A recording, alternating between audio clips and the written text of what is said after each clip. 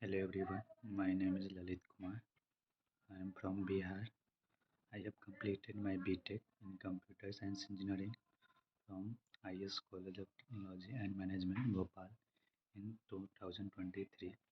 After that, one of my friends he suggested to join the Evision Technology.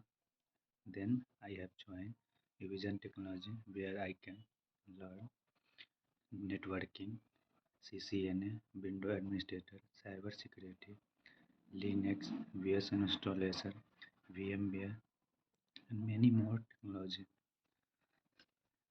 In their learning, I have learned very sincerely.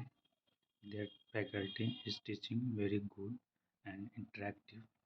Is the supporting to get a job. Is support to how to crack the interview and how to manage the interview calls and all the things. That faculty is teaching very well.